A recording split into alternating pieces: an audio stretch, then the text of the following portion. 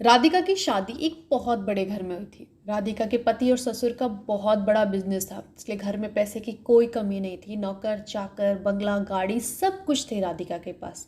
राधिका के अलावा राधिका की एक ननद थी जो कि शादीशुदा थी, इसलिए राधिका के घर में कोई टेंशन नहीं थी। पर एक टेंशन थी। राधिका के ससुराल वाले बहुत ही ज़्यादा धार्मिक थे, बहुत पूजा पाठ करते थे, बहुत ही भगवान में भरोसा रखते थे। राधिका जब पहली बार घर में आई तो उसने देखा घर में बहुत बड़े मंदिर, भगवान की इतनी बड़ी बड़ी मूर्तियां हैं। वो सोचने लगी, अरे बाप रे, मुझे तो ढंग से एक आरती भी कहनी नहीं आती, मैं कैसे इस घर में एडजस्ट करूँगी। खैर, राधिका को उसके हनीमून के लिए भी वैष्णो देवी भेजा गया, जहाँ उसके सपने मॉरिशस, सिंगापुर जाने के थे। वो भी उसने काट लिया। लेकिन असली परीक्षा तो उसकी शुरू होती है हनीमून से वापस आने के बाद। हनीमून से वापस आने के बाद पहली सुबह जब राधिका सोकर उठती है तो वो देखती है कि करीबन 2 घंटे से मंदिर की घंटियों की, पूजा पाठों की, मंत्रों की, आरतियों की आवाज़ें आ रही है। वो नीचे जाकर देखती है कि उसके सास ससुर बड़ी ही लगन से बैठे हुए हैं पूजा करने के लिए। राधिका फिर पानी लेने के लिए किचन में एंटर करती है, लेकिन राधिका की सास को पता चल जाता है कि कोई किचन में एंटर कर रहा है। राधिका की सास देखती है कि राधिका बिना नहाए धोए किचन में एंटर कर गई है, और वो ये देखकर बहुत ज़्यादा गुस्सा हो जाती है। वो राधिका से तो कुछ नहीं कहती हैं, लेकिन घर के नौकरों को बुलाकर उनको खूब डांट लगाती है कि तुम्हें राधिका को बताना चाहिए था कि हमारे घर में बिना नहाए धोए किचन में एंटर नहीं करते हैं, और नौकरों को खूब भला बुरा कहती हैं। राधिका सोचती है, अभी तो पूजा कर रही थी और अभी इतनी जोर से चीख रही हैं, चिल्ला रही हैं। उसने सोचा कि शायद उनकी सास का विनम्र स्वभाव होगा, क्योंकि वो बहुत ज़्यादा आस्तिक हैं। लेकिन ऐसा कुछ भी नहीं था। उन्होंने नौकरों को गालियां देना शुरू कर दिया, भला बुरा बोलना शुरू कर दिया। राधिका ने अपनी सास से माफ़ी मांगी और बोला कि आज के बाद ऐसा मैं दोबारा नहीं करूँगी, और वो फिर दोबारा से अपनी पूजा करने लग गई। राधिका को देखकर बड़ा ही अजीब लगा, अभी तो इतने लगन से पूजा कर रही हैं और अभी थोड़ी देर पहले गालियां दे रही थी। खैर, उसने इस चीज़ को इग्नोर कर दिया और वो ऊपर चली गई। हर शाम को राधिका की सास मंदिर में जाती थी, कभी कीर्तन करने, कभी पूजा पाठ करने।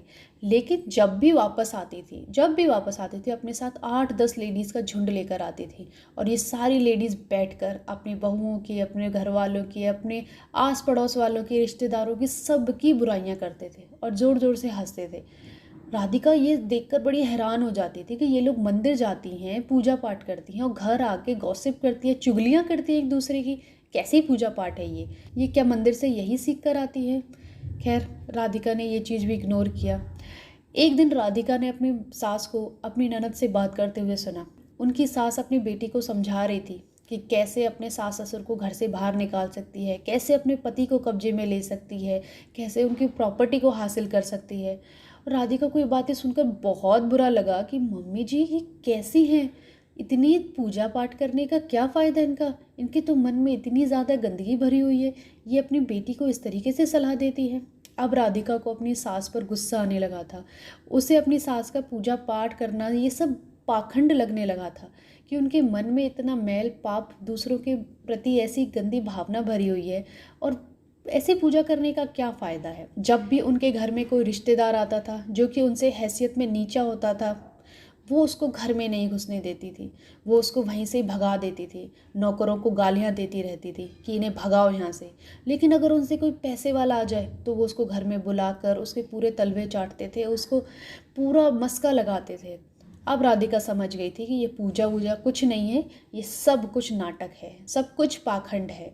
अभी नौकरों को गालियाँ देंगी, उन्हें मारेंगी, पीटेंगी, और थोड़ी देर बाद पूजा करने बैठ जाएंगी, मंत्रों का उच्चारण करेंगी, इतना ध्यान में बैठ जाएंगी जैसे कि पता नहीं कुछ हुआ ही नहीं हो। अब राधिका ने धीरे धीरे अपनी सास को उसकी और उसके घर वालों की बुराइयां करते हुए भी सुना।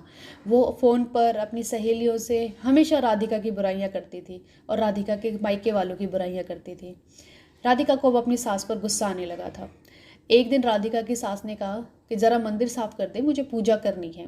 राधिका ने तपाक से कहा, मम्मी जी मंदिर तो मैं साफ़ कर दूंगी, आपके मन की गंदगी को कौन साफ़ करेगा। राधिका की सास को ये बात सुनकर बड़ा ही गुस्सा आया और उन्होंने राधिका को एक थप्पड़ जड़ दिया और कहा, तो कहना क्या चाहती है कि हमें क्या पूजा करनी नहीं आती है, हमारे मन में पाप भरा हुआ है। राधिका ने कहा, आपके मन में पाप नहीं है तो और क्या है।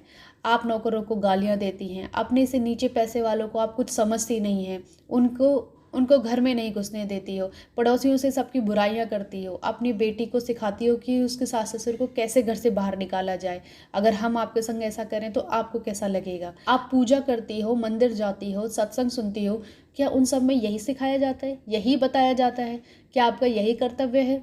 ऐसी पूजा करने का फ़ायदा नहीं है ना मम्मी जी, जहाँ पर आप दूसरों को नीचा दिखाने की कोशिश करो हमेशा। आपका मन ही साफ नहीं है तो ऐसी पूजा मत करो। बस राधिका की सास ने उस दिन से राधिका का सभी से बोलना बंद करवा दिया था। उन्होंने अपने बेटे राजेश से भी कह दिया था कि राधिका से आज के बाद कोई बात नहीं करेगा, और उन्होंने राधिका को एक कमरे में बंद कर दिया।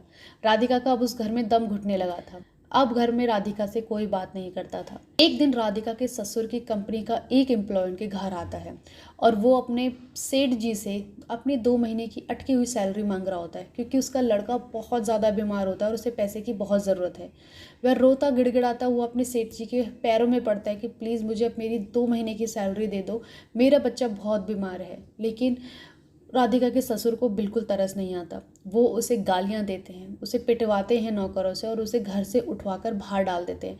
वो रोता रहा, गिड़गिड़ाता रहा, लेकिन उन पर कोई असर नहीं पड़ा। उसने चिल्ला चिल्ला के कहा, मेरा बच्चा बीमार है, प्लीज़ मुझे पैसे दे दो, लेकिन कोई फ़ायदा नहीं हुआ। अंत में वो जाते हुए रोते हुए कहने लगा, सेठ जी, जैसे आज मैं आपसे पैसे के सामने गिड़गिड़ा रहा हूँ और आपको जिस पैसे का इतना घमंड है, आप देखना एक दिन ये पैसा आपको लेकर डूबेगा। इस पैसे की वजह से अपने सारे नाते रिश्ते खो देंगे। और उसके बाद नौकरों ने उसे खूब मारा पीटा और उसे भगा दिया। राधिका को ये सब देखकर अब बिल्कुल अच्छा नहीं लगा और वो वहाँ से उस एम्प्लॉय की मदद करने के लिए चली गई।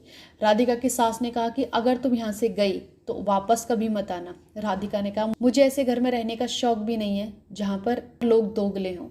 और वो उस घर से चली जाती है और उस एम्प्लॉय की पूरी मदद करती है। वो वहाँ से तो चली गई, लेकिन उसका घर बिगड़ चुका था। खैर, कुछ टाइम बाद राधिका का पति राजेश भी उनके पास आ जाता है और राधिका के सास ससुर एकदम अकेले हो जाते हैं। बेटी भी उनसे बोलना चालना छोड़ देती है। राधिका के सास ससुर सोचते हैं कि हमारे पास तो बहुत पैसा है, हमें किसी की ज़रूरत नहीं है। थोड़े दिनों बाद राधिका के ससुर को एक बहुत बड़ा बिजनेस में लॉस हो जाता है, जिसकी वजह से उन्हें हार्ट अटैक आ जाता है और वो बिस्तर में पड़ जाते हैं। राधिका की सास को पैरालिसिस हो जाता है और वो भी बिस्तर में पड़ जाती है। थोड़े दिनों बाद घर का ज़्यादातर पैसा उनके इलाज में खर्च हो जाता है। घर के नौकर चाकर उन्हें छोड़कर चले गए होते हैं। अब वो अकेले तरस रहे होते हैं अपने बच्चे के लिए, अपने बेटे के लिए, अपने बहू के लिए। राधिका को पता चलता है कि उसके सास ससुर काफ़ी टाइम से बीमार हैं, तो वो अपने पति को लेकर उनके पास जाती है और उनकी हालत देखती है। वो दोनों बिस्तर में पड़े हुए रहते हैं और कोई भी उनके पास नहीं होता है। राधिका की सास अपने किए हुए परिणामों के लिए राधिका से माफ़ी मांगती है। राधिका बस यही कहती है कि मम्मी जी, आपने ज़िंदगी भर झूठी पूजा करी है, झूठे मन से आपने भगवान को याद किया है, इसीलिए आपकी ऐसी हालत है। अगर आपको अब पछतावा है, आप सच्चे मन से भगवान को याद करिए कि वो आपको ज़्यादा तकलीफ़ ना दे। राधिका ने अपने सास ससुर की 6 महीने तक खूब सेवा करी और 6 महीने बाद राधिका के सास ससुर इस दुनिया से चले गए। तो दोस्तों, ये थी राधिका की कहानी। इससे हमें एक सीख तो ज़रूर मिलती है कि इंसान को पैसे का घमंड नहीं करना चाहिए कभी भी। पैसा आज है, कल है, कुछ नहीं पता, लेकिन इंसान को कम से कम इंसानियत को तो जीवित रखना चाहिए। आपकी क्या राय है इस बारे में, मुझे कमेंट बॉक्स में ज़रूर बताइए। अगर कहानी अच्छी लगी हो तो प्लीज़ एक लाइक दे दीजिए एंड चैनल को सब्सक्राइब ज़रूर कर दीजिए। Thank you so much.